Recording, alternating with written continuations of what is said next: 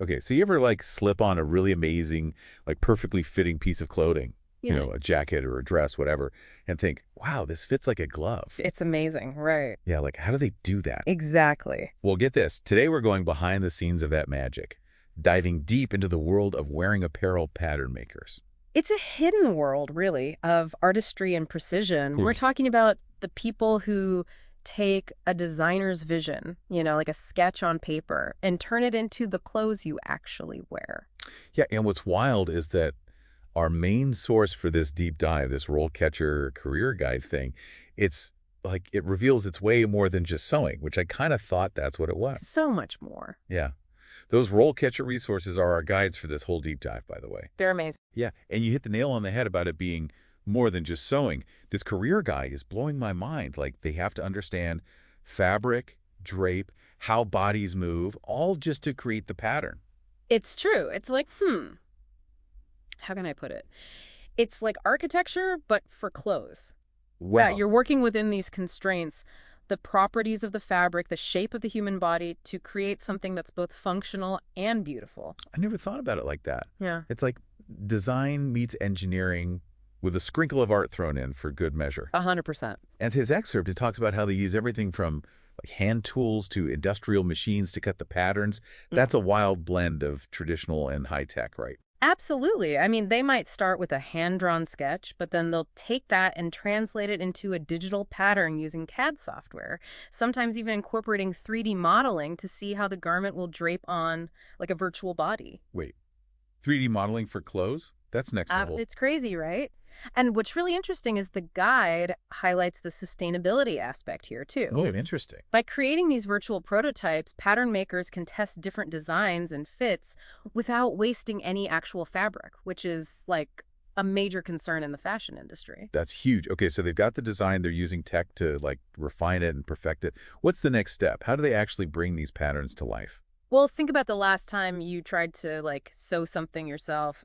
A lot goes into making sure the fabric lays correctly, right? Oh, tell me about it. My attempts at sewing usually end up lopsided at best. Huh. Exactly. And that's where a pattern maker's expertise really shines. The guide talks about how they use darks, seams, even manipulate like the grain of the fabric to achieve that, the drape, the fit they're going for. Darts. Grain of the fabric. I'm realizing I know nothing about making clothes, but it sounds like these details, they're not just random. There's like a science to it. Exactly, precisely. Even something as simple as a dart, that little fold of fabric stitched down, can totally change how a garment hangs and like accentuates the shape of the body. It's subtle, but it makes all the difference. Okay, so we've got these master craftspeople blending traditional techniques with cutting-edge tech. Speaking of these high-tech tools, I'm curious, where do pattern makers actually do all this work? Is it all like sewing machines and mannequins? Well, it can be a lot of things, actually. It's a pretty diverse landscape. The career guide paints this picture of, those traditional settings like textile mills and garment factories, like bustling with activity. Okay, so those big places you see in movies where it's all fabric rolls and sewing machines going a mile a minute. Exactly. But here's where it gets interesting. The guide also mentions like design studios popping up, Oh, well. sleek, modern spaces. They're probably sketching on tablets and doing 3D modeling and get this, even home studios. Whoa, hold up. You're telling me some pattern makers are rocking this from their house. That's amazing. Is that for like the freelance folks we were talking about? Yeah. The RoleCatcher stuff mentioned freelancing, right? You got it. Freelancing is huge in the fashion world.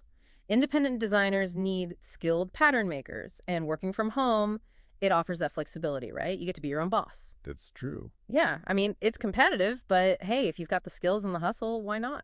Okay, now I'm picturing myself surrounded by fabric scraps. But instead of my disastrous DIY attempts, I'm whipping up designer patterns. It's making me want to switch careers. But let's be real for a sec. Are there downsides to this gig? The RoleCatcher resources mentioned something about automated recruiters, and that sounds kind of scary. Right. Yeah, landing that dream job, the whole other ballgame. The RoleCatcher section about like how to beat those digital gatekeepers was pretty eye-opening. Turns out just having mad pattern making skills isn't enough anymore. Yeah, like how do you stand out to a computer? Do you write your resume in binary code or something? Huh. I wish it were that easy. The key takeaway here is that you have to speak the algorithm's language. You know what I mean? Okay. So that means understanding exactly what skills those employers are looking for and then highlighting those keywords in your application. It's all about like tailoring your resume and cover letter to match that specific job description. So it's less about being like a creative genius with fabric and more about being a wordsmith with your resume. That's rough. Well, both are important. You need the skills to actually impress them in the interview.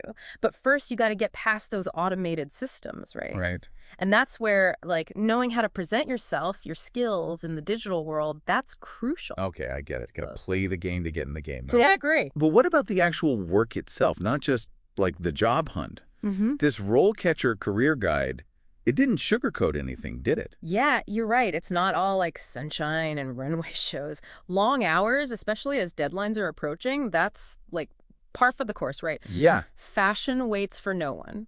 And because the industry is constantly evolving, you have to be a lifelong learner, always on top of the latest trends and technologies. Okay, so maybe not the best gig for those who, like, hate change or working late. Probably not. But what the guide really emphasizes is the immense creativity involved. Imagine like holding a garment that you helped bring to life, from just a simple sketch. You're using your hands, your creativity, your technical skills to shape, literally shape, the way people dress. That must be so rewarding, though, like, to see your work out in the world, maybe even on a runway someday. Absolutely. It's that perfect blend of art and practicality.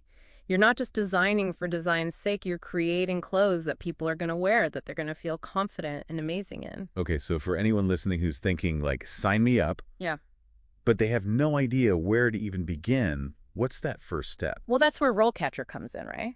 This is like the aha moment for our listeners, hopefully. I love those. I know, right?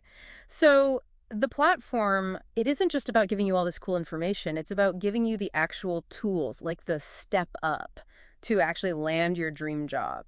It's like that extra stitch that holds everything together. 100%. Okay, so break it down for me. How does RoleCatcher actually help those aspiring pattern makers actually break into the industry? What does it do? So imagine like having this secret weapon, in your job search arsenal.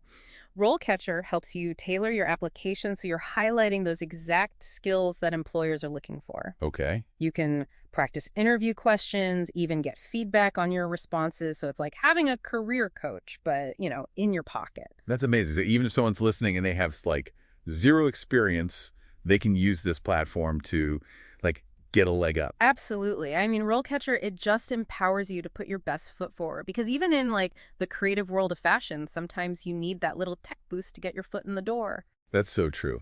This has been such an eye-opening deep dive. We started with clothes, something we like see and wear every day, and we uncovered this whole hidden world of creativity, technical skill, even technology. And don't forget those home studios. That's right, working in your PJs. Yeah. Just goes to show, no matter what field you're interested in, there's always more to discover, beneath the surface. Always. Speaking of discovering, remember how the career guide talked about creativity within constraints in, like, the pattern-making world?